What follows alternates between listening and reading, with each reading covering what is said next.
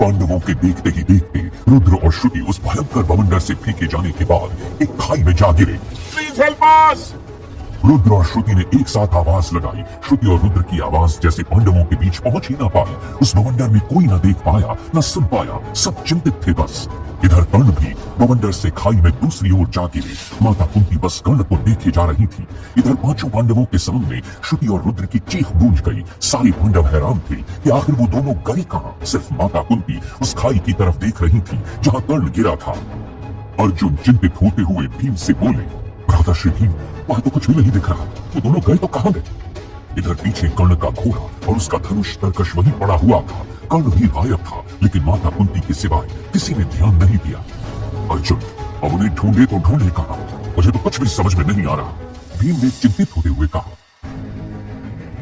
समय बीता भी नहीं था कि एक घनघोर अंधेरे में श्रुति की आवाज सुनाई दी, रुद्र रुद्र।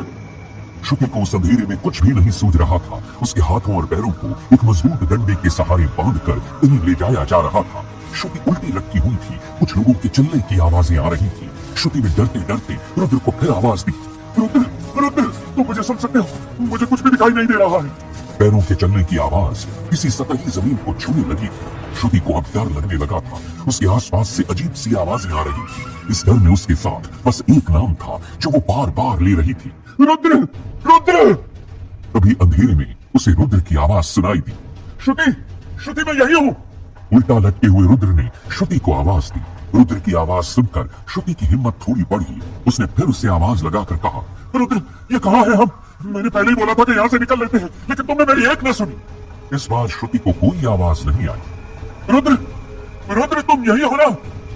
श्रुति को रुद्र की आवाज नहीं आई। रुद्र, तुम मुझे सुन पा रहे हो ना?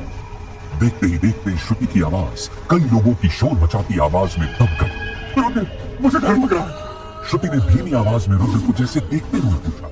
उस अंधेरे में उससे कोई जवाब नहीं मिला। तभी श्रुति को लाकर एक स्थान पे रख दिया गया। रुद्र रुद्र, तुम हो क्या यहाँ? रुद्र की आवाज कहीं से भी नहीं आई। तभी श्रुति के कानों में किसी के चलकर आने की आवाज आई। उसके आने के साथ ही एक हल्की रोशनी आई। उसके साथ दो तीन लोग अपने हाथों में दिए की रोशनी लेकर श्रुति के पास आए। श्रुति ने उन्हें देखा। कौन है आप लोग? श्रुति के सामने पेड़ के छालों और उनके पत्तों से बने वस्त्रों को पहनकर कुछ लोग खड़े दिखे। रुद्र उसे कहीं भी दिखाई नहीं दिया। श्रुति ने उनको देखते ही पहला सवाल किया, रुद्र कहाँ है? तभी उसके सामने चलते हुए एक स्त्री आई, जिसके चेहरे का रंग ऐसा था जैसे इंद्रधनुष को किसी ने बेरंग कर दिया था। उस स्त्री ने श्रुति को अजीबोगरीब नजरों से देखा। कड़कुंबा माई, ये तो अलग दिख रही है। उस स्त्री ने श्रुति के चारों तरफ घूम घूम कर उसे भरपूर निहारते हुए कहा। श्रुति को देखते ही उस स्त्री के चेहरे पे अचानक से एक बहुत बड़ी खुशी आ गई। यही है, यही है। इतना कहने के साथ ही उसकी आंखें खुशी से उछल पड़ी और उसने कर्कश आवाज में आदेश दिया, कड़कुंबा माई की मूर्ति के सामने लाकर इसे बांध दो।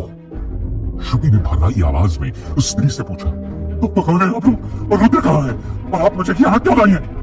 श्रुति का इतना पूछना था कि अचानक से कबीले के सारे लोग एक साथ हुंकार करने लगे। उनके शोर के साथ जैसे सारा माहौल डरावना हो गया। इधर रुद्र को भी एक जगह पे कैद में रख दिया गया था। श्रुति श्रुति श्रुति, अभी तो तुम यहीं पे थी, अब कहाँ हो? और श्रुति की आवाज आनी बंद हो गई थी, लेकिन रुद्र की यादों में उसकी आवाज अब भी गूंज रही थी। उसी के कहने पे ही तो श्रुति सतपुरा के उस घने जंगल में गई थी। उस दिन रुद्र ने अगर वो गलती नहीं की होती तो आज उसे ये दिन नहीं देखना पड़ता। न वो सतपुरा गया होता, न प्रोफेसर ने टाइम मशीन बनाई होती। इतना सोचते सोचते रुद्र को वो पल याद आ गया। श्रुति ने उस दिन भी रोका ही था मुझे। रात के अंधेरे में सतपुरा के घने जंगल में श्रुति ने रुद्र से पूछा था, रुद्र बताओ देवी, हम कहाँ जा रहे हैं? श्रुति ने ये पूछा ही था कि रुद्र ने श्रुति का हाथ पकड़ लिया था और उससे कुछ कहा था। श्रुति, कुछ पल के लिए तुम चुप नहीं रह सकते, हम सतपुरा के जंगल में। रुद्र ने मजबूती से श्रुति का हाथ थामते हुए कहा, सतपुरा का जंगल, जिसके बारे में कहा जाता था कि उसके अंदर कोई किला है जिसमें कई सारे रहस्य छिपे हुए हैं, लेकिन उसका पता आज तक किसी ने नहीं लगाया था। रुद्र, मुझे डर लग रहा है। श्रुति ने रुद्र से डरते हुए कहा, श्रुति चुप रहो।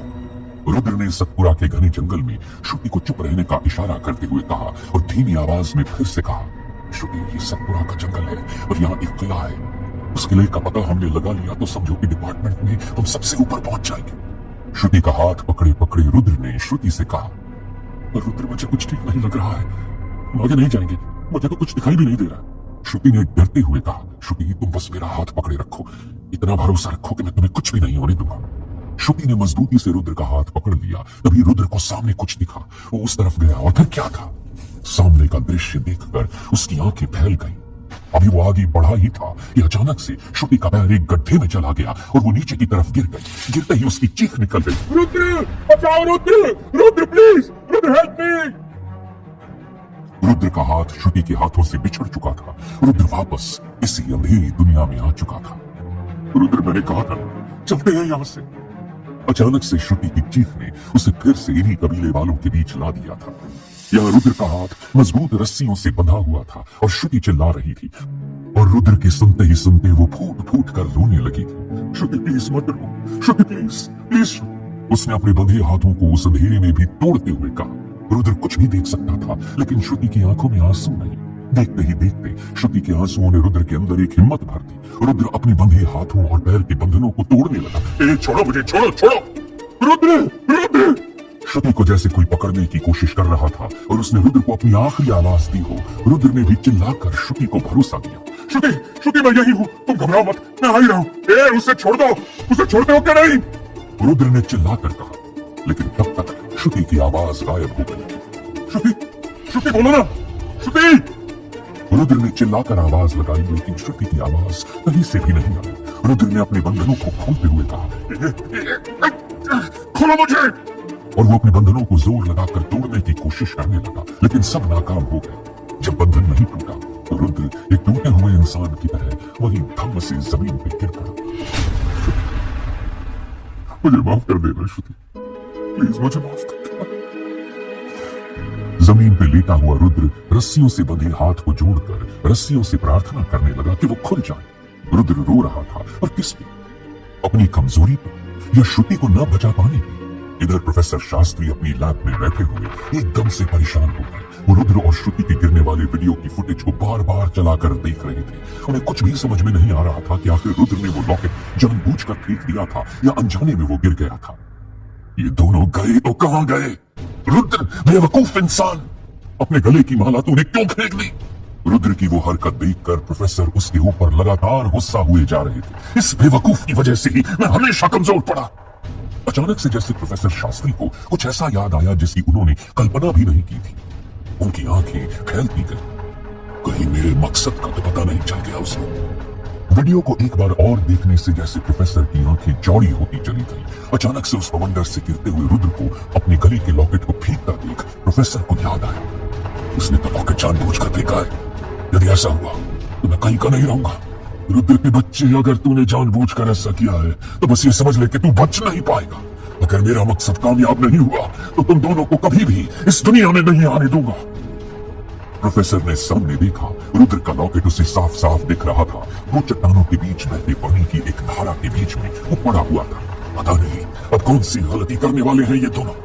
प्रोफेसर शास्त्री जैसे अपने ही सवालों में खो गए थे।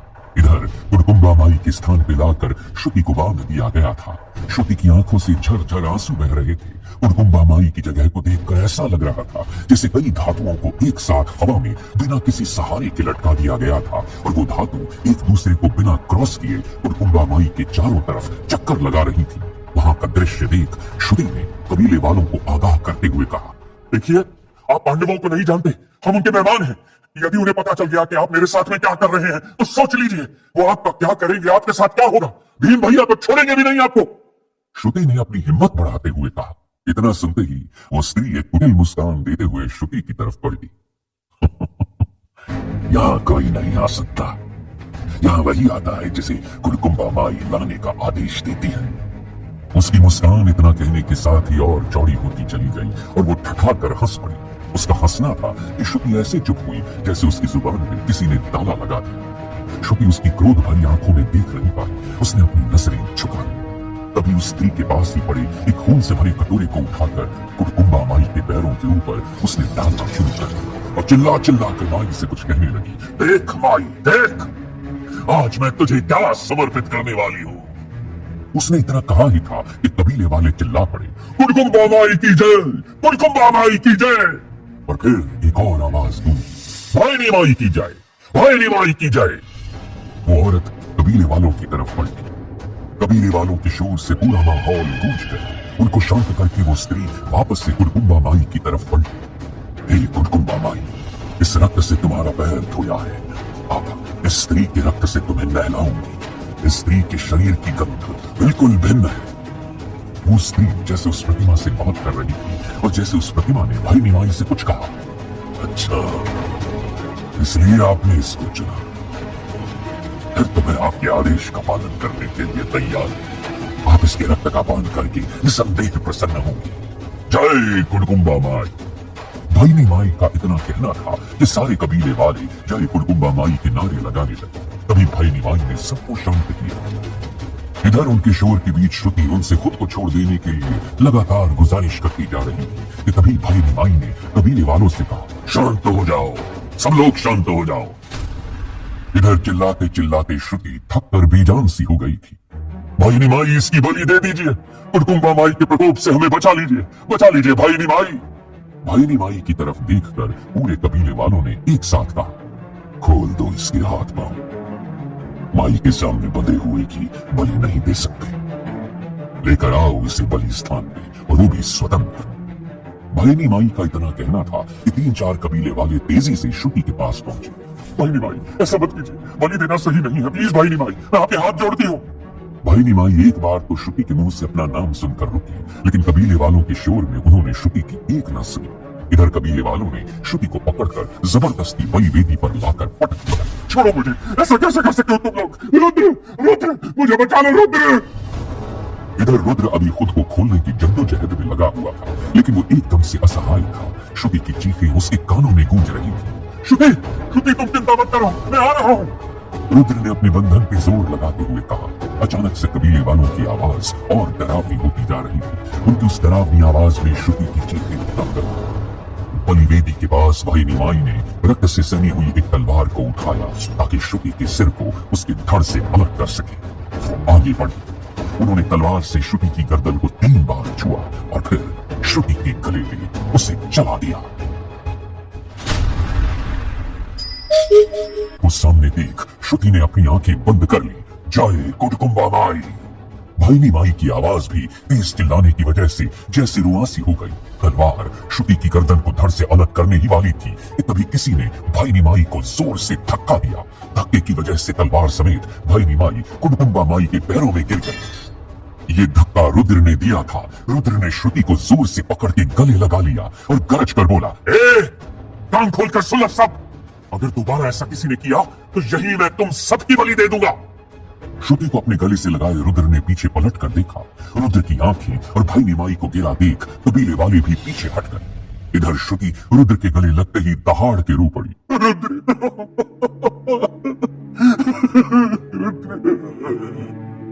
रुद्र ने श्रुति के सर को चूमते हुए कहा, श्रुति, मैं तुम्हें कुछ नहीं होने दूंगा, अभी मेरी सांसें चल रही हैं। रुद्र अभी अपनी बात पूरी भी नहीं कर पाया था कि जैसे उसे अपने चारों तरफ कटार लिए कबीले वाले घूमते दिखे। वो श्रुति और रुद्र को गुस्से से देख रहे थे। उनको ऐसा देखते ही रुद्र ने श्रुति को और कस के पकड़ लिया ताकि श्रुति के ऊपर कोई आंच न आए। इधर भाई निमाई का क्रोध बढ़ता ही जा रहा था। कबीले वाले रुद्र और श्रुति के पास आते जा रहे थे। देखो, कुछ करने की सोचना भी मत। रुद्र कबीले वालों की तरफ गुस्से से देखते हुए बोला। कबीले वालों ने जैसे ही ये सुना, उनकी कटारें दोनों तरफ बढ़ गई। रुद्र और श्रुति दोनों ने गले लगे हुए एक दूसरे की मौत सामने देखकर अपनी आंखें बंद कर ली कि तभी एक आवाज करती, नहीं, रुक जाओ, ये मेरा शिकार है। कबीले वालों की कटार जैसे उन दोनों की गर्दन के एकदम पास आकर रुक गई। रुद्र उन्हें गुस्से से देख रहा था, जबकि श्रुति की आंखों में डर साफ दिख रहा था।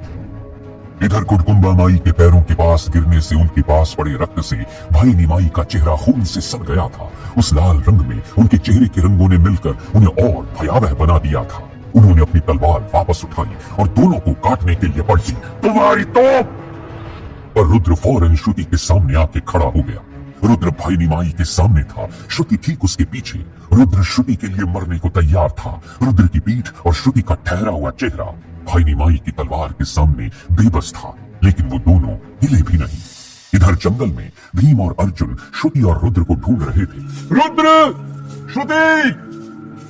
भीम चिल्लाकर बोले उनकी चिल्लाहट से पूरा जंगल गूंज उठा। रुद्र और श्रुति को ढूंढते ढूंढते वो दोनों भाई पसीने पसीने हो गए थे। प्रिय अर्जुन, पूरे जंगल में ढूंढ लिया, परंतु कुछ भी ज्ञात नहीं हुआ कि वो दोनों गए तो गए कहां। भीम अर्जुन से बोले। अर्जुन भी चिंतित हो उठे। हाँ भ्राता भीम, परंतु माता कुंती ने उन्हें ढूंढ कर लाने का आदेश दिया है। रुद्र और श्रुति के बिना जाने पे माता कुंती बहुत क्रोधित होगी। माता के आदेश का पालन नहीं करने का परिणाम तो आपको पता है ना। अर्जुन ने चिंता जाहिर करते हुए कहा, तो फिर चलो जंगल के दक्षिण हिस्से में, वहां उन्हें ढूंढते हैं, कहीं वो गिरकर उधर ही ना चले गए हो। भीम जैसे दोनों को ढूंढने का एक मार्ग बता रहे थे, परंतु भीम भैया दक्षिण जंगल की ओर जाने से महामंत्री विदुर ने हमें मना किया। अर्जुन ने भीम को बताते हुए कहा, माता कुंती की आज्ञा का पालन करना हमारा पहला कर्तव्य है अनुज। हम दोनों को ढूंढ कर ही वापस जाएंगे। वो दोनों भाई दक्षिणी छोर की तरफ निकल पड़े। दोनों भाई रुद्र और श्रुति को दूर दूर तक पुकारते हुए आगे बढ़ने लगे। इधर अपनी लैब में प्रोफेसर की आंखें उन दोनों को देखकर चमक उठी। वो भीम और अर्जुन को दक्षिणी छोर पे जाते हुए देख खुश हो गए। ओह, वो सामने ही तो लॉकेट पड़ा है, उधर ही तो ये दोनों भाई जा रहे हैं। थैंक यू भीम भैया, आपकी वजह से मेरी परेशानी दूर हो गई। अब इस लॉकेट के माध्यम से आप लोग रुद्र को ढूंढ ही लेंगे। प्रोफेसर शास्त्री ने देखा जिस रास्ते से भीम और अर्जुन जा रहे थे, उनके रास्ते के ही दो चट्टानों के बीच में वो लॉकेट पड़ा हुआ था। भीम को जाता देख प्रोफेसर की बाछें खिल गई। भीम भैया, कुछ कल्याण कर दो मेरा भी। देखो भीम भैया, देखो देखो देखो। इधर भीम रुद्र रुद्र चिल्लाते हुए दूर देख रहे थे। वो बिना लॉकेट को देखे उन चट्टानों के पास से होकर गुजर गए। प्रोफेसर शास्त्री की चमकती आंखें जैसे फिर से उदास हो गईं। उन्होंने उदासी में कहा, भीम भैया नीचे तो देख लेते। प्रोफेसर शास्त्री इतना सोच ही रहे थे कि तभी अर्जुन भी उन पत्थरों को बिना देखे वहां से क्रॉस करके निकल गए। उन्हें ऐसा करता देख प्रोफेसर शास्त्री एकदम से परेशान हो गए। अरे अर्जुन भैया, थोड़ा पीछे देखिए ना, प्लीज प्लीज अर्जुन भैया। प्रोफेसर का इतना कहना था कि अर्जुन उधर पलटे। क्या हुआ अर्जुन?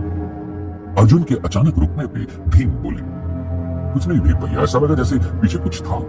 इतना कहने के साथ वो दोनों भाई दक्षिण दिशा की ओर चल पड़े। अब क्या करूं मैं, कैसे पता लगाऊं कि दोनों कहां गए? प्रोफेसर शास्त्री परेशान हो गए। उधर जैसे पांडव बंधु निकले, प्रोफेसर की नजर सामने के पेड़ पर पड़ी, जहां उन्हें एक चिन्ह दिखाई दिया। उस चिन्ह को देखते ही प्रोफेसर शास्त्री की हालत खराब होने लगी। नहीं नहीं नहीं नहीं, ऐसा नहीं हो सकता। लेकिन यदि ऐसा हुआ तो क्या होगा? वो लोग वहां नहीं, वो वहां नहीं जा सकते। सोचते सोचते प्रोफेसर का चेहरा भय से भरता जा रहा था। तभी उन्हें जैसे कुछ याद आया। उन्होंने अपनी बुक शेल्फ में से एक मोटी सी बुक निकाल ली और जैसे जैसे वो उसे पढ़ते जा रहे थे, उनका चेहरा भय से पीला पड़ता जा रहा था। नहीं, ऐसा नहीं हो सकता, वो उनके जंगल में नहीं फंस सकते। मैं जानता हूँ, मैं जानता हूँ। फिर जैसे उन्होंने खुद को सांत्वना दी और उनकी आंखें चिंता से भर गई। यदि फंस गए वो तो क्या होगा? मेरा सारा सपना उनके खत्म होते ही खत्म हो जाएगा। नहीं नहीं, ऐसा नहीं हो सकता। भाई निमाई तक उन्हें नहीं पहुंचना था। इतना सोचने के साथ ही प्रोफेसर शास्त्री की नजरें अपनी टाइम मशीन को देखने पे ठहर गई। प्रोफेसर की आंखें देखकर पता चल रहा था कि अब वो कुछ ऐसा करने जा रहे थे जो उन्हें नहीं करना था। इधर भीम और अर्जुन दोनों दक्षिण दिशा में ढूंढ ढूंढ कर थक हार के बैठ गए। भीम भैया, हमें पूरा जंगल छान लिया, लेकिन दोनों का कोई अंश तक नहीं दिखा। वो गए तो कहां गए? अर्जुन ने आश्चर्य व्यक्त करते हुए कहा, अर्जुन समझ तो मुझे भी कुछ नहीं आ रहा है। कहीं इस जंगल से पाताल लोक जाने का कोई मार्ग तो नहीं है?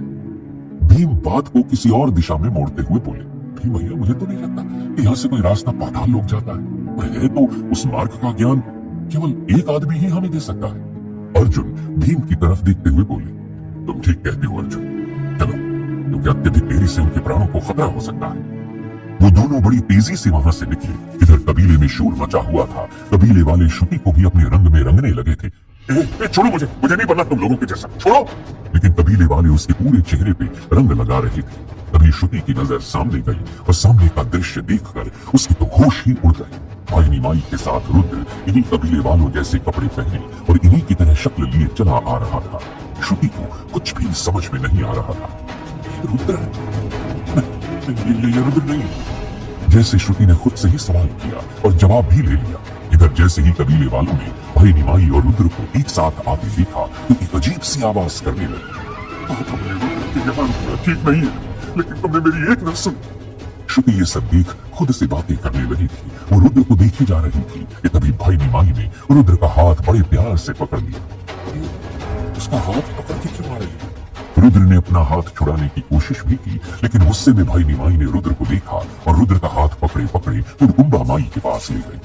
कुड़कुंबा माई, आज इसे आशीर्वाद दो, आज की बलि यही देगा, आज की बलि से हमें कई जन्मों का पुण्य मिलेगा। ये लड़के माई के पैर छू। लेकिन क्यों? रुद्र ने थोड़ा घबरा के पूछा। भाई निमाई उसको एक कुटिल मुस्कान देते हुए बोली, माता के लिए अपने प्राण देने वाले मोक्ष को प्राप्त करते हैं। रुद्र ने पलटकर श्रुति की तरफ देखा। श्रुति को भी कुछ समझ में नहीं आ रहा था। इधर भाई निमाई ने मुस्कुराते हुए फिर से अपनी तलवार को खून से नहलाया। जय कुड़कुंबा माई, जय कुड़कुंबा माई। उनके इतना कहने के बाद सारे कबीले वाले फिर से शोर मचाने लगे। जय कुड़कुंबा माई, जय कुड़कुंबा माई, जय भाई निमाई, जय भाई निमाई। कुड़कुंबा माई को देखते देखते भाई निमाई पलटी। मेरे प्रिय कबीले वालों, ये जो इंसान आपके ही वस्त्रों में आपके सामने दिख रहे हैं, ये हमारे ही कबीले के हैं। यदि हमने इनके हाथों से बलि चढ़ाई तो माई बहुत प्रसन्न होंगी। भाई निमाई ने अपने कबीले वालों को संबोधित करते हुए रुद्र का हाथ पकड़ के उठाया और कहा, आप लोग ये सोच रहे हैं कि ये हमारे कबीले के ही कैसे हो गए, तो ये देखिए। भाई निमाई की बात सुनकर रुद्र और श्रुति हैरान थे। माई ने रुद्र का दाहिना हाथ आगे कर दिया।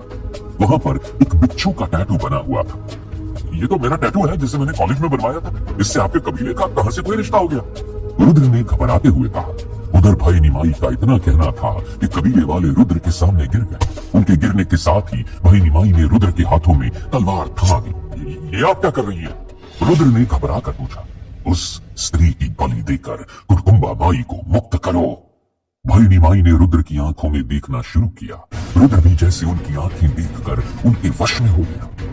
रुद्र को उस अवस्था में देखकर भाई निमाई मुस्कुराई। जाओ और मुक्ति दो। रुद्र पलटा श्रुति की तरफ। उसे देखकर ऐसा लग रहा था जैसे वो भाई निमाई के सम्मोहन में था। रुद्र ने श्रुति की ओर और श्रुति ने रुद्र की ओर देखा। रुद्र श्रुति की ओर लाल आंखें किए आगे बढ़ा चला जा रहा था। रुद्र, क्या कर रहे हो? लेकिन ऐसा लग रहा था कि रुद्र को कुछ समझ में नहीं आ रहा था। उसने तलवार को दोनों हाथों से मजबूती से पकड़ लिया। रुद्र, तुम्हें क्या हो गया? लेकिन रुद्र को यहाँ श्रुति नहीं बल्कि बलि देने के लिए सिर्फ एक प्राणी दिख रही थी। वो मजबूती से तलवार को पकड़े श्रुति की ओर बढ़ता ही जा रहा था। कबीले वाले उसे ऐसे करता देख जय जयकार करने लगे। रुद्र श्रुति के बस करीब ही पहुंचने वाला था। तभी भाई निमाई चिल्ला उठी, मुक्ति दो, मुक्ति दो उसे।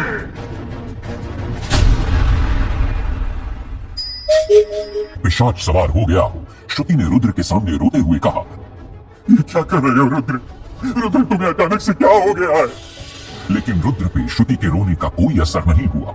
इधर सारे कबीले वाले अचानक डरावनी आवाजें निकालने लगे। भाई निमाई रुद्र को आगे बढ़ता देख कुड़कुंबा माई की तरफ मुड़ गई। कुड़कुंबा माई की जय, कुड़कुंबा माई की जय। उनका चिल्लाना था कि सारे कबीले वाले चिल्लाने लगे। उनकी जय जयकार में जय जयकार करने लगे। इधर रुद्र श्रुति की तरफ बढ़ा चला जा रहा था। श्रुति कातर नजरों से उसे देखने लगी। रुद्र श्रुति को अजीब नजरों से देखता हुआ आगे बढ़ा चला जा रहा था, लेकिन उसके पांव बोझिल थे। रुद्र, तुम भी ऐसा कर सकते हो? हाँ, मैं कर सकता हूँ। रुद्र की आवाज बदली हुई थी। रुद्र का इतना बोलना था कि श्रुति ने अपनी आंखें बंद कर ली। रुद्र तलवार से उसके ऊपर प्रहार करने ही जा रहा था कि तभी कोई चिल्लाता हुआ आया, भाई निमाई, कहीं से सूरज की रोशनी हमारे कबीले में पहुंच रही है। ये सुनना था कि भाई निमाई चीत्कार कर उठी, नहीं, ये नहीं हो सकता। इधर इतना सुनने के बाद रुद्र भी रुक गया था, लेकिन वो अब भी अजीब नजरों से श्रुति को देख रहा था। इधर भाई निमाई के हाथ से खून वाला कटोरा गिर चुका था। उनका चेहरा उतर चुका था। सारे कबीले वालों ने डरते डरते भाई निमाई से पूछा, इसका तो मतलब यह है भाई निमाई कि हमारा काल निकट आ गया है। ये सुनना था कि भाई निमाई का चेहरा और उतर गया। इधर प्रोफेसर शास्त्री अपनी लैब में बैठकर एक बड़े से मानचित्र को देखते हुए किसी स्थान पे डॉट्स बना रही थी।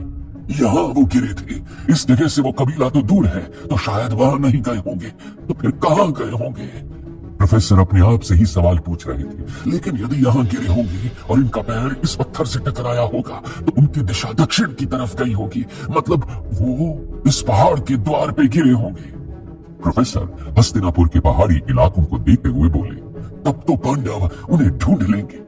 इतना सोचने के साथ ही प्रोफेसर शास्त्री, जो अब तक परेशान थे, अचानक से खुश हो गए और जैसे ही वो पलटे, उनकी नजरें सामने के कैलेंडर पर गईं, जहां तारीख और नक्षत्र देख उनके होश उड़ गए। नहीं नहीं, उस दिन अगर इस नक्षत्र में गिरे होंगे तब तो वहीं पहुंचे होंगे और वहां से तो उन्हें कोई बचा कर ला ही नहीं सकता। उस जगह का द्वार सिर्फ और सिर्फ एक दिन के लिए ही खुलता है और कहीं वो दिन वही तो नहीं था। तू हार गया प्रोफेसर शास्त्री, तू हार गया। प्रोफेसर शास्त्री जैसे ये सोचने के बाद एकदम से बेजान हो गए। इधर कुडकुम्बा माई के पास कर्ण को बांध कर लाया जा रहा था और सारे कबीले वाले कर्ण को डर डर के देख रहे थे। इधर कर्ण को जैसे ही कुडकुम्बा माई के पास लाया गया, रुद्र का सम्मोहन अचानक से गायब हो गया। उसने अपने हाथ में खून से रंगी तलवार को देखा तो तुरंत उस तलवार को फेंक दिया। ये तलवार मेरे हाथ में कैसे? फिर उसने श्रुति की ओर देखा।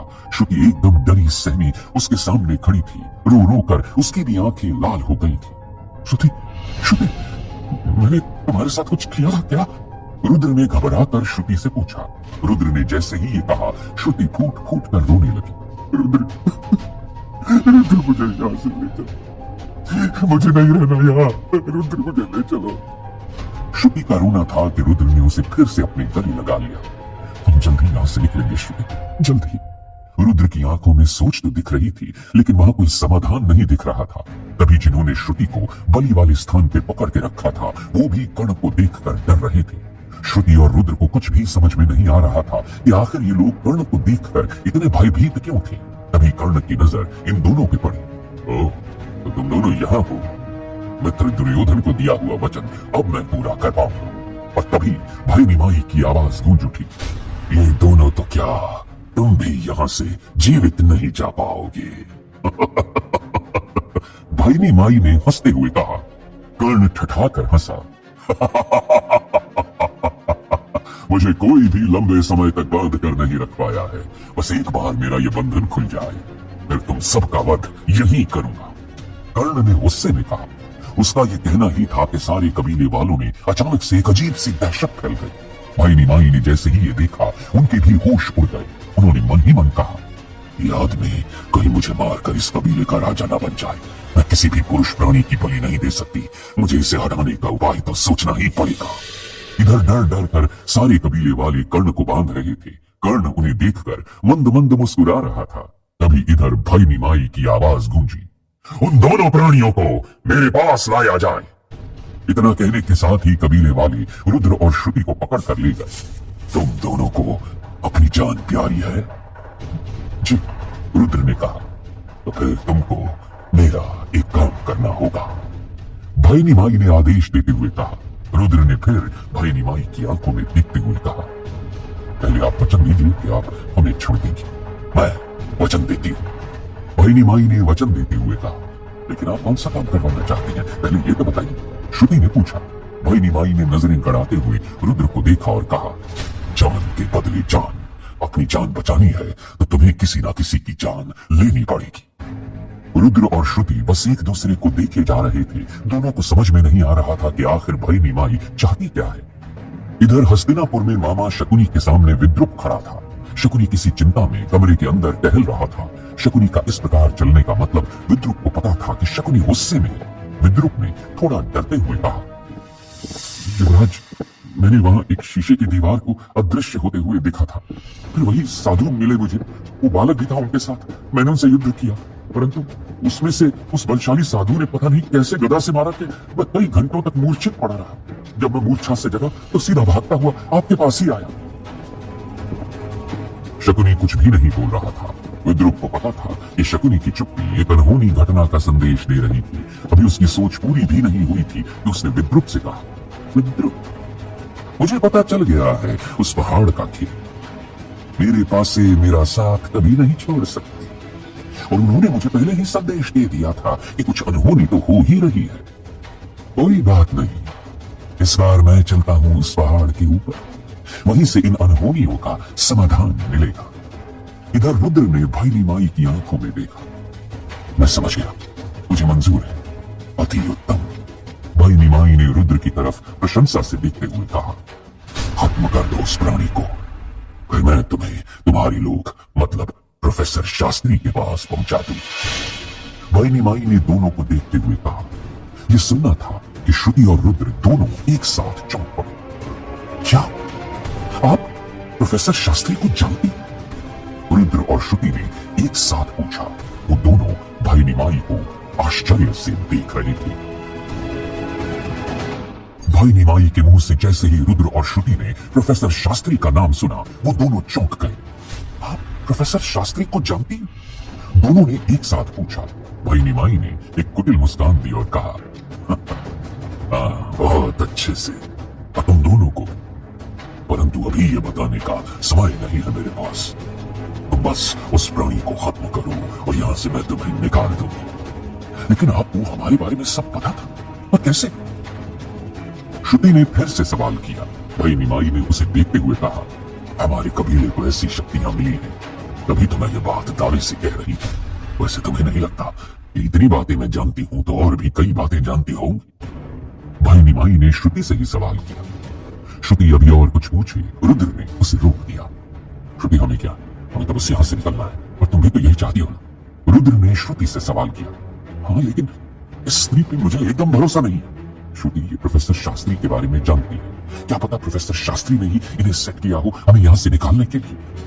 रुद्र ने अपनी सहमति में श्रुति की हाँ में हाँ मिलाने के लिए यह बात कह डाली। फिर उसने भाई निमाई से हाथ जोड़कर कहा, भाई निमाई, मैं आपका काम कर दूंगा, लेकिन आप अपने वचन से पीछे मत हटिएगा प्लीज। मैं अपने वचन पे कायम हूं। भाई निमाई मुस्कुराते हुए दृढ़ निश्चय के साथ बोले। रुद्र ने भाई निमाई की तरफ कॉन्फिडेंस के साथ देखते हुए कहा, फिर मुझे मंजूर है। तभी रुद्र के ऊपर श्रुति भड़क गई। रुद्र, तुम पागल हो गए हो? तुम ऐसा कुछ भी नहीं करोगे। मुझे तो ये स्त्री ढोंगी लग रही है। इसका स्वार्थ मुझे दिखने लगा है। पहले ये मुझे मारना चाहती थी, फिर तुम्हारे द्वारा मुझे मरवाना चाहती थी, और अब ये कर्ण भैया को मरवाना चाहती है। कर्ण भैया कब से हो गए तुम्हारे? रुद्र ने श्रुति की तरफ आश्चर्य से देखते हुए पूछा। जब से इस स्त्री का स्वार्थ देखा है मैंने। श्रुति ने घृणा की दृष्टि से भाई निमाई को देखते हुए कहा, रुद्र, तुम इसकी एक बात नहीं सुनोगे। कर्ण भैया जब इन लोगों को धमका रहे थे तब तुमने नहीं देखा सारे कबीले वाले कैसे डरे हुए थे, यहां तक कि ये भी डरी हुई थी। वो रोशनी तो। इतना कहने के साथ ही श्रुति चुप हो गई। इसको सब पता है। जब ये हमारे बारे में इतना जानती है तो कर्ण भैया के बारे में भी जानती ही होगी। श्रुति ने तगड़ा सवाल छेड़ दिया। श्रुति की बातें सुनकर रुद्र को भी श्रुति की बातों में दम लगने लगा। वो लगातार भाई निमाई को देखे जा रहा था। श्रुति ने धीमी आवाज में रुद्र को समझाया। देखा कैसे उसकी बोलती बंद हो गई। तभी भाई निमाई ने उन दोनों की तरफ देखते हुए कहा, हाँ, ये सत्य कह रही है, लेकिन ये भी सत्य है कि मैं इस प्राणी के बारे में नहीं जान पाई हूं, इसलिए अभी तक इसको छुपा के रखा था ताकि इसके विषय में पता लगा सकूं। परंतु इस प्राणी का तो कुछ मिल ही नहीं रहा है। पता नहीं कहां से आया है, कहां का है। देखा रुद्र, हमारे बारे में सब जानती है, लेकिन उनके बारे में कुछ नहीं पता। ये स्त्री सिर्फ और सिर्फ अपना ही सोचती है। अपने भले के लिए ये किसी की भी बलि दे सकती है। श्रुति ने रुद्र को समझाते हुए कहा। इधर कर्ण के आने से कुड़कुंबा माई के पास लगी हुई धातु ने, जो अभी तक गोल गोल घूमकर कुड़कुंबा माई के चक्कर लगा रही थी, अचानक से बंद हो गई। उन धातुओं का चक्कर लगाना बंद क्या हुआ, सारे कबीले वालों के रोने की आवाजें आने लगी। ये सब देख भाई निमाई क्रोध में भर गई। भाई निमाई ने अपने कबीले वालों को डांट कर चुप कराया और श्रुति की तरफ गुस्से में देखते हुए बोली, ए लड़के, जब मैंने कहा ना नहीं जानती मतलब नहीं जानती। देख, उसके आते ही क्या अपशकुन हो गया, और यही कारण है कि सारे कबीले वाले भी इससे डरे हुए हैं। ये उन्हें साक्षात उनका काल दिख रहा है, और इस कबीले की महारानी होने के नाते अपनी प्रजा की रक्षा करना मेरे लिए मेरा पहला धर्म है। अपनी जान बचाने के लिए किसी दूसरे की जान लेना कौन से धर्म में आता है भाई निमाई? श्रुति ने व्यंग्यात्मक तरीके से कहा, आता है श्रुति, धर्म नहीं आता। सांप का धर्म होता है डसना। यदि उसने वो कार्य नहीं किया तो उसने अपने धर्म का निरादर किया, इसलिए वो पाप का अधिकारी होता है। और आप वो सांप रूपी नागिन ही हो जिसके बारे में ये कहा जाता है कि जब उसे भूख लगती है तो वो अपने ही अंडे फोड़कर पी जाती है। श्रुति ने गुस्से में भाई निमाई को देखते हुए कहा। वो भाई निमाई के किसी भी तर्क से सहमत नहीं। तभी रुद्र ने श्रुति से फुसफुसाते हुए कहा, श्रुति थोड़ी देर चुप रहो, मैं जो कर रहा हूं दोनों के भले के लिए ही है। तभी भाई निमाई की क्रोध भरी आवाज गूंजी, सुन लड़की, हमारे कबीले की परंपरा है बलि, वो भी साल में एक बार, और वो दिन आज का है। मैं और सारे कबीले वाले भी इससे डरे हुए हैं, ये सत्य है। परंतु ये भी सत्य है कि हम तुम सबको यहां नहीं लाए, बल्कि तुम लोग स्वयं यहां आए हो। हमारे कबीले का द्वार साल में एक बार ही खुलता है और काली शक्तियों द्वारा उस दिन हमारी भोजन की व्यवस्था की जाती है। मैं तुम दोनों पे रहम कर रही हूं, तुम्हें मेरा धन्यवाद करना चाहिए। श्रुति ने व्यंग के साथ कहा, धन्यवाद? वो भी तुम्हारा? भाई निमाई को श्रुति का यह अंदाज पसंद नहीं आया। उनका गुस्सा अचानक बढ़ गया। रुद्र ने देख लिया, उसने तुरंत बात को संभाला। भाई निमाई की बात सुनकर रुद्र को अचानक से कुछ याद आया। भाई निमाई, एक प्रश्न बस मुझे खाए जा रहा है, आज्ञा हो तो आपसे पूछ सकता हूं? हाँ पूछो।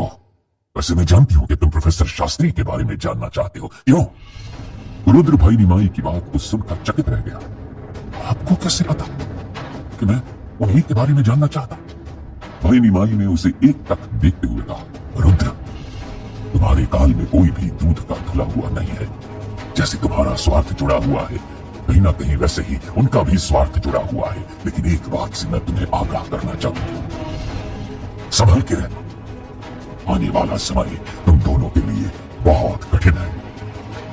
भाई निमाई का यह कहना था कि वो दोनों आश्चर्य से भाई निमाई को देख रहे थे। इधर जंगल में दुर्योधन कर्ण को ढूंढ रहा था। मित्र कर्ण कहां चले गए तुम? इतना विलंब तो तुम्हें कभी किसी कार्य में नहीं लगा। दुर्योधन को कर्ण का कोई नामो निशान दिखाई नहीं दे रहा था। वो आगे बढ़ा ही जा रहा था कि तभी उसे एक झाड़ी के पीछे से घोड़े की हिनहिनाहट सुनाई दी। दुर्योधन उस दिशा में दौड़ गया और सामने जो उसने देखा उसे अपनी आंखों पे भरोसा नहीं हुआ। यह तो मित्र कर्ण का घोड़ा है और यह धनुष और तरकश। कहीं मेरे प्रिय मित्र के साथ कोई अनहोनी तो नहीं हो गई? दुर्योधन ने उस धनुष और तरकश को अपने हाथों में उठाते हुए खुद से पूछा। तभी उसे अपनी तरफ कुछ लोग चले आते दिखे। उसने धनुष और तरकश जमीन पर रख दिया और अपनी गदा उठा ली, जैसे किसी युद्ध के लिए वो तैयार था। परंतु तभी सामने से उसे दुशासन आता दिखा। इधर रुद्र भाई निमाई के तर्कों से सहमत हो गया था। मैं तैयार हूं भाई निमाई, वैसे भी ये बचेगा तो हमारे लिए तो खतरा ही है। श्रुति भी सहमत दिख रही थी उनकी बातों से, और फिर भी उसने रुद्र को रोकते हुए कहा, रुद्र, अगर ये सच भी बोल रही है तो भी तुम ऐसा कुछ नहीं करोगे। रुद्र ने श्रुति की तरफ देखते हुए कहा, श्रुति समझो, मैं जो भी कर रहा हूं सब ठीक कर रहा हूं। मुझे इनकी बात धीरे धीरे ही सही लेकिन समझ में आ गई है। कर्ण जीवित नहीं बचेगा। भाई निमाई, आप लोग जीवित रहेंगे। रुद्र के ये कहते ही श्रुति ने रुद्र की तरफ गुस्से में देखा और कहा, रुद्र, अगर तुमने ये गलती की तो फिर समझ लेना कि मैं तुम्हारे साथ क्या करूंगी। श्रुति ने रुद्र को रोकने की कोशिश की। इधर रुद्र जैसे श्रुति की बात सुनना ही नहीं चाहता था, वो कर्ण की दिशा में आगे बढ़ा और श्रुति का गुस्सा भी अचानक बढ़ गया। रुद्र, अगर तुमने मेरी बातों को नजरअंदाज किया तो इस जन्म में तो क्या, किसी भी जन्म में तुम मेरे प्यार को नहीं पा सकते। हमेशा के लिए नफरत करूंगी तुमसे। श्रुति ने आखिरी लाइन चीख के कही। रुद्र अभी कर्ण को मारने के लिए आगे बढ़ा ही था कि तभी श्रुति के उस वाक्य ने उसके पैरों में जैसे बेड़ियां डाल दी और वो रुक गया। इधर भाई निमाई का चेहरा क्रोध से भर गया। कबीले वालों, डाल दो इस लड़की को काल कोठरी में। वालों, डाल दो इस लड़की को काल कोठरी में। भाई निमाई के इतना कहने के साथ ही कई कबीले वालों ने आकर श्रुति को पकड़ लिया। छोड़ो, छोड़ो मुझे, छोड़ो, छोड़ो मुझे। श्रुति ने अपने आप को छुड़ाते हुए कहा। तभी रुद्र भड़क गया। ये क्या कर रही हैं आप भाई निमाई? बोलिए अपने लोगों को कि श्रुति को छोड़ दे, नहीं तो मैं आपका ये कार्य नहीं करने जा रहा। भाई निमाई ने अपने कबीले वालों को श्रुति को छोड़ देने का इशारा किया। कबीले वालों ने उसे छोड़ दिया। तो आओ, मैं अपने इन्हीं हाथों से तुम्हें बलि वाली तलवार देती हूं। श्रुति फिर से रुद्र को रोकने की कोशिश करने लगी, लेकिन रुद्र नहीं माना। जैसे वो कर्ण की बलि के माध्यम से श्रुति और अपनी रिहाई पे मोहर लगा चुका था। इधर शकुनी मामा गुरु शास्त्री की लैब के पास पहुंच चुका था। नदी पे बना पुल झूले की तरह झूल रहा था। ये देख शकुनी की मुस्कान चौड़ी हो गई। तो ये काम चल रहा था यहाँ। विद्रुप, तनिक उस खंभे का स्थान परिवर्तित करोगे क्या? विद्रुप ने शकुनी की तरफ देखते हुए कहा, युवराज शकुनी, ये कौन सा कठिन कार्य है, अभी कर देता हूं। इतना कहने के साथ विद्रुप आगे बढ़ा कि तभी शकुनी ने उसे रोका। परंतु किस दिशा में करोगे विद्रुप? इतना सुनना था कि विद्रुप के पांव पे किसी ने ब्रेक लगा दिया। क्षमा करें गांधार नरेश, मुझे तो इसका ज्ञान ही नहीं था। यही तो अंतर तुम्हारे गुप्तचर और मेरे महाराज होने में है। शकुनी लड़खड़ाता हुआ आगे बढ़ा और उसने उस खंभे को घुमा दिया। देखते ही देखते वहां का पूरा माहौल बदल गया। प्रोफेसर शास्त्री का लैब विद्रुप को भी दिखने लगा। अब अपने सैनिकों को बुलाओ और गुरु शास्त्री को हम सम्मान के साथ यहाँ से ले जाएंगे। इधर गुरु शास्त्री और जिज्ञासु को कुछ भी समझ में नहीं आ रहा था कि आखिर यंत्र ठीक कैसे होगा। जिज्ञासु, मुझे कुछ समझ में नहीं आ रहा, ये यंत्र कैसे ठीक होगा? क्या तुम्हें कुछ समझ में आ रहा है कि इस यंत्र को कैसे ठीक कर सकते हैं? जिज्ञासु ने गुरु शास्त्री की तरफ देखते हुए कहा, गुरुदेव, जब रत्न काम न करे तो क्यों ना प्रकृति की शरण में जाएं? रत्न भी तो वहीं से आए हैं ना। गुरु शास्त्री ने जिज्ञासु की तरफ देखा और कहा, हाँ जिज्ञासु, जा तो सकते हैं प्रकृति की शरण में, लेकिन अभी कैसे जा सकते हैं? तभी पीछे से शकुनी की आवाज आई, निसंदेह जा सकते हैं गुरु शास्त्री, यदि आपकी अनुमति हो तो। गुरु शास्त्री पलटे, उनके सामने शकुनी खड़ा था। गुरु शास्त्री शकुनी को देखते ही चौंक गए। चौंकिया मत गुरु शास्त्री, सम्मान से लेकर जाएंगे आपको। हस्तिनापुर को आपकी सेवा की आवश्यकता है। शकुनी ने अपनी विशैली मुस्कान बिखेर दी।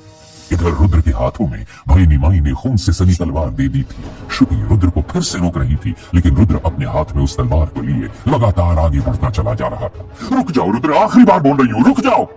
जब रुद्र नहीं रुका तो श्रुति का गुस्सा और बढ़ता गया। समझ गई, मुझे तो तुम्हें पहले ही, बहुत पहले ही ठुकरा देना चाहिए था, क्योंकि इंसानों वाला कोई गुण नहीं है तुम्हारे पास। अब कभी भी तुम मेरा प्यार नहीं पा सकते। लेकिन रुद्र ने जैसे अपने कानों को एकदम से बंद कर लिया था। उसने उसकी एक ना सुनी। इधर सारे कबीले वालों ने मिलकर कर्ण को बलि वेदी पर डाल दिया। कर्ण चाहकर भी कुछ नहीं कर पा रहा था। रुद्र तलवार लेकर आगे बढ़ा। जैसे ही वो कर्ण के सामने पहुंचा, कर्ण गरज उठा, तू बालक, तू मुझे मारेगा, कर्ण को। रुद्र ने गरज कर जैसे कबीले वालों को आदेश दिया। उसकी गर्जना सुनकर एक बार के लिए तो सभी चुप हो गए। इसे मेरे सामने रखो। इसका चेहरा देखते हुए मैं इसका सर धड़ से अलग करना चाहता हूं। कर्ण का चेहरा रुद्र के सामने था। रुद्र को तलवार उठाता देख कबीले वाले वापस से कुडकुंबा माई और भय निमाई की जय जयकार करने लगे। इधर कर्ण उसे देखकर ऐसे मुस्कुरा रहा था जैसे वो उसे अब भी बच्चा ही समझ रहा था। कर्ण के इस व्यवहार से रुद्र का गुस्सा बढ़ गया। उसने कर्ण के ऊपर तलवार से हमला शुरू कर दिया। ये ले, बहुत हंसी आ रही है ना तुझे? ये ले। तलवार की वार से कर्ण के वस्त्र फटते जा रहे थे। वस्त्र जैसे जैसे फटते जा रहे थे, उसके कवच से सूर्य की रोशनी बाहर आती जा रही थी। उस रोशनी का बाहर आना ही था कि अचानक से कबीले वालों की जय जयकार उनकी चीख चिल्लाहट में बदल गई। वहां कुडकुंबा माई के सामने हवा में जो धातु लहरा रही थी, अचानक से उनमें प्रकाश भरता जा रहा था। पूरा वातावरण ऐसा हो गया जैसे सब एक सोलर सिस्टम के अंदर आ गए थे। उस सूर्य की रोशनी में सभी नहा गए। रुद्र और श्रुति ने भी एक साथ ऐसा प्रकाश कभी नहीं देखा था। जैसे ही वो प्रकाश हटा, रुद्र और श्रुति ने वहां जो देखा, उसे देखते ही उनकी आंखें फटी की फटी रह गई। वहां अब तक जो कबीले वाले दिख रहे थे, वो सब के सब स्वर्ग के किसी देव या गंधर्व की तरह दिखने लगे थे। यहाँ की रानी और सारे कबीले वाले कर्ण के सामने नतमस्तक थे। तभी भाई निमाई, जो कुछ समय पहले एक खूंखार स्त्री दिख रही थी, वो अभी एक बेहद सुंदर स्त्री में बदल चुकी थी। उसने कर्ण के सामने हाथ जोड़कर अपनी कथा सुनाई। क्षमा कीजिए सूर्यपुत्र कर्ण, हम श्रापवश आपको पहचान नहीं पाए। दरअसल हम कुबेर के यहाँ रसोई में काम करने वाले लोग थे। एक बार दुर्वासा ऋषि वहां कुबेर देव से मिलने आए। उस दिन उनके भोजन की व्यवस्था हमें दी गई थी, लेकिन भोजन बनने में देरी हो गई थी। दुर्वासा ऋषि को तो आप जानते ही, भोजन में विलंब क्या हुआ, उन्होंने हमें श्राप दे दिया कि तुम लोग अंधेरे में रहोगे, सूर्य की रोशनी तक नहीं पहुंच पाएगी तुम लोगों के पास, और तो और भोजन के लिए भी तरस जाओगे। उनके श्राप के बारे में भला कौन नहीं जानता। हम सब उनके पैरों पे गिरकर क्षमा मांगने लगे। तब जाकर उन्होंने बताया कि हमें हर वर्ष में केवल एक ही दिन भोजन मिलेगा, वो भी मांस, ताकि हमारा पाप कभी ना करे और हम अंधेरे में ही रहें। उनके ऐसा श्राप देते ही हम सारे रोने लगे। तब जाकर दुर्वासा ऋषि ने हमें एक उपाय बताया कि सूर्य का कोई वास्तविक अंश जब तुम्हारे पास आएगा, तब तुम सबको मुक्ति मिलेगी। और देखिए, आज आपकी वजह से हम सबको मुक्ति मिल गई। अब हमें कुबेर धाम जाने की आज्ञा दीजिए। आप लोग अपने ही राज्य में हैं, लेकिन आपने हमें वापस भेजने का वचन दिया था और प्रोफेसर शास्त्री की भी बात कर रहे थे आप। रुद्र ने भाई निमाई से कहा, आप क्या कह रहे हैं? मुझे तो कुछ भी समझ में नहीं आ रहा। शायद श्रापवश ये सब कुछ हुआ हो। क्योंकि श्राप से मुक्ति के बाद इस समय का कुछ भी हमें याद नहीं रहने वाला था, परंतु आप तो हमें हमारे लोक में भेजने वाली थी ना। रुद्र ने भयनी माली को देखते हुए कहा, हमें क्षमा कीजिए, अनजाने में श्रापवश मुझसे कोई भूल हो गई होगी। शायद विधि का विधान यही रहा होगा कि आप हमारी मुक्ति के माध्यम बने, इसलिए तो आप सभी एक साथ हमारे इस प्रदेश में आए। और रही बात आपके अपने लोक में लौटने की, तो आपके लिए प्रार्थना करूंगी कि आप जो चाहें आपको वो अवश्य मिले। उस सुंदर स्त्री ने रुद्र के सामने क्षमा मांगने वाले अंदाज में कहा, अब हमें चलने दीजिए, इस लोक में हमारा श्राप पूरा हुआ, अब हमें यहाँ से अविलंब लौट जाना होगा। उनके देखते ही देखते वो लोग वहां से अदृश्य हो गए। अभी श्रुति और रुद्र कुबेर लोक वालों की तरफ देख ही रहे थे कि तभी कर्ण ने पूछा, तुम्हें जब ये अवसर मिला था तो तुमने मुझे मारा क्यों नहीं? कर्ण ने रुद्र से सवाल किया, क्योंकि मैं आपकी बलि देने वाला ही नहीं था। जब मैं यहाँ आया तो मैंने ये देखा कि यहाँ अंधेरा ही अंधेरा है, मतलब सूर्य की रोशनी तक यहाँ नहीं आती। इसका मतलब ये था कि ये जरूर कोई श्रापित प्रदेश है।